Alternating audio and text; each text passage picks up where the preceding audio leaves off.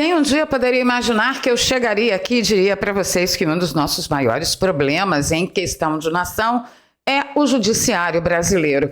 Para você ter uma ideia da hipocrisia do governo Janjo, enquanto ele lá na ONU defendia Julian Assange e a liberdade de imprensa, aqui no Brasil a justiça foi para cima da agência pública. A mesma agência pública que vivia tarjando os conservadores e os jornalistas independentes, como é o meu caso, de fazedores de fake news. A gente avisou, vai sobrar para todo mundo. E sim, chegou a vez da agência pública, que foi obrigada a tirar do ar uma matéria sobre Arthur Lira. Fica comigo que você vai entender tudo. Ainda nessa edição eu comento com você sobre as atuações do STF, da mais alta corte, a instituição de julgamento em plenário. E parece que a OAB saiu do seu sono em berço esplêndido e foi para cima do STF. A quarta-feira tá demais. Nessa edição ainda eu também quero comentar com vocês a respeito do perigo, da urgência que foi aprovada ontem na Câmara, a respeito de 10 PLs, e um deles simplesmente me deixa aterrorizada, que é aquela que vai dizer que todo brasileiro, quando nasce, é um doador, a não ser que ele diga, ele expresse que ele não quer doar. Então vou pedir o seu like logo agora no início do vídeo, compartilhamento nas redes sociais e nos grupos de Telegram e Zap Zap. Se você é novo por aqui, aproveita, se já está aqui mesmo, se inscreva e ative o sininho. Vamos para a notícia, que é para isso que a gente paga a internet, não é mesmo? É mesmo. Eu acho que essa notícia é uma das notícias mais importantes do dia. Então você anote aí já o seu deputado, o seu senador, pressione, converse com educação, porque a coisa vai ficar estreita. Ontem, no apagar das luzes, ninguém nem ficou sabendo, eu fiquei sabendo disso hoje pela manhã, a Câmara aprovou a urgência para 9 PLs, eu disse 10, né? São 9 PLs e que torna todas as pessoas doadoras de órgãos. Eu não sei, mas você que me segue lá no Telegram, eu coloquei o vídeo da esposa do Faustão e o filho do Faustão visitando o Congresso de mãos, né, de poder em PL, que determina que todo brasileiro nasceu, ele já é um doador de órgãos, a não ser que o brasileiro deixe em declaração que ele não quer ser doador. Olha, isso existe na China, tá? E isso me preocupa muito, tá bom? Tá aqui, ó. Câmara dos Deputados aprovou ontem, por volta das 9 da noite, tá? Um regime de urgência para 10 projetos, ó, diz que é 9 e aqui é 10, são 10 então, tá, gente? 10 projetos de lei em tramitação no plenário da Casa Legislativa. Um dos projetos determina que todas as pessoas são doadoras de órgãos, desde que não haja manifestação contrária.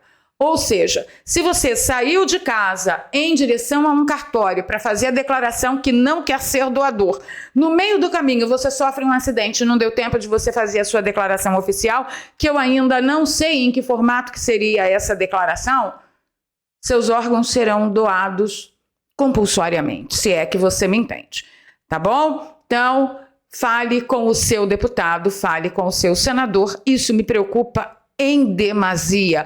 Por quê? Porque isso só existe em países totalitários. Afinal de contas, aonde foi parar o meu corpo, minhas regras? Minha palavra basta. Não é não. Eu tenho que agora fazer declaração oficial, assinar não sei o quê e etc e tal. Vou dar uma pesquisada para vocês, fico devendo. Em que termos será essa declaração? Eu vou ver se o PL nomina isso e passo para vocês logo que possível, tá?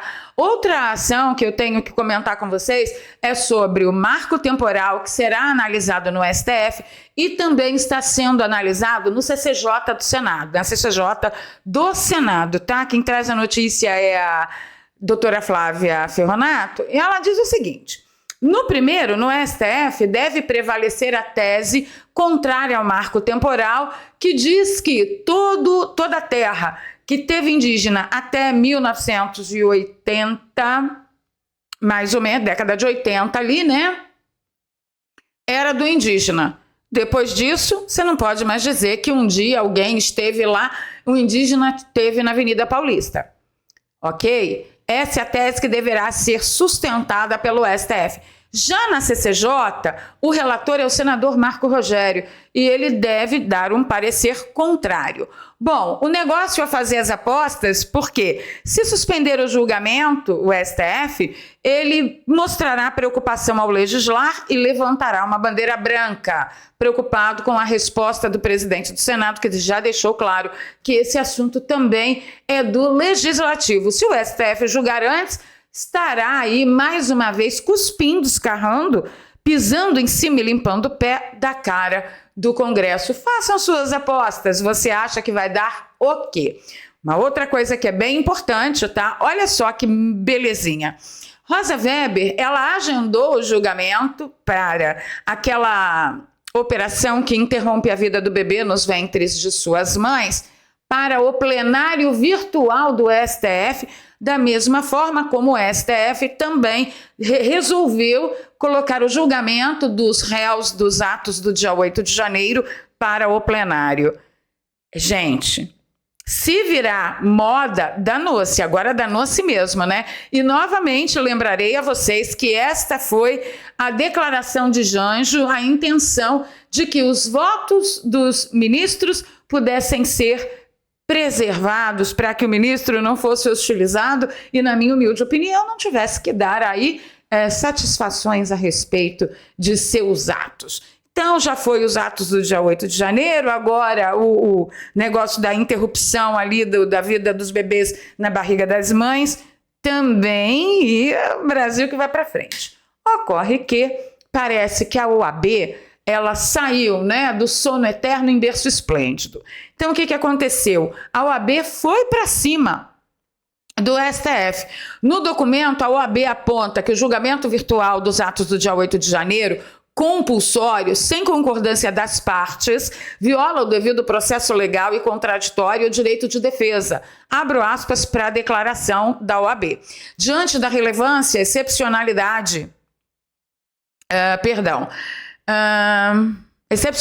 das ações penais, ora em análise por essa corte, o julgamento presencial reveste de um valor inestimável em prestígio à garantia da ampla defesa, assegurando aos advogados a oportunidade de realizar sustentação oral em tempo real e igualmente importante, possibilitando o esclarecimento de questões de fatos oportunos e relevantes, bem como o uso da palavra. Obviamente que esse é o adequado, esse é o devido processo legal já tradicional aqui no Brasil, garantido tanto pela Constituição Federal quanto pelo Código Civil e Penal, mas quando a gente fala de garantias de direitos, eu não lembro do STF ser assim uma grande instituição que defenda. É só uma mera opinião, tá bom, Xandão? Beijinho. Enquanto isso, quando a gente avisa que a coisa vai espalhar a brasa para quem for necessário, olha só, vocês lembram da agência pública que eu sempre comento aqui, que é a taxadora de fake news dos jornalistas e influencers conservadores, como é o meu caso, né? E a gente está avisando, vai resvalar em vocês essa falta de segurança jurídica, essa coisa de que fake news é crime. Isso vai resvalar em vocês. O que aconteceu ontem? Justiça mandou a agência pública retirar do ar a reportagem sobre Lira. Para você que está chegando agora, vou contextualizar. A agência pública fez uma entrevista com a ex-mulher de Lira e a ex-mulher de Lira fez declarações realmente gravíssimas, inclusive a respeito de um certo abuso que você já sabe qual é. Porém, ela apresentou provas? Bom, numa entrevista, geralmente não precisa apresentar provas, né? Você conta a sua versão e a agência pública ainda teve o cuidado de procurar o Lira através de sua assessoria e Lira disse que não ia se pronunciar nem a respeito da entrevista da esposa e muito menos a respeito da decisão da Justiça que obrigou a agência pública a retirar a entrevista com a ex-mulher de Arthur Lira do ar. Enquanto isso, Janjo está lá na ONU dizendo que Assange não deve ser punido por informações transparentes e legítimas. O grande caso é, alguém é contra? Não, ninguém é contra um jornalista que prestou informações transparentes e legítimas seja defendido. Nós somos a favor. Agora, o problema é que, na verdade, com o Judiciário do Brasil, quem é que está estabelecendo o que é informação transparente e legítima. É o nosso judiciário, que parece há muito tempo que já demonstrou ter lado, o que fere a garantia de direitos fundamentais, que, por exemplo, é o direito à defesa. Né? Então a coisa está bem crítica. Queria saber a sua opinião. Você acha que a agência pública também deve ser punida pelo monstro que ela criou? Ou você é daquela turma do bem feito? Bem feito, nem ligo. Deixa aí nos comentários para mim, vou ficando por aqui. Se você gosta do meu trabalho, um bom momento para você nos apoiar. Aqui tem um Pix, doarpravaleria@gmail.com. Pode ser uma doação de qualquer valor, nós estamos precisando bastante. E eu já encontro com vocês nos comentários. É a sua hora de brilhar. Deixe aí a sua opinião, com muito cuidado com a democracia relativa, mas deixe sua opinião enquanto podemos. Nos vemos na edição das 15 horas.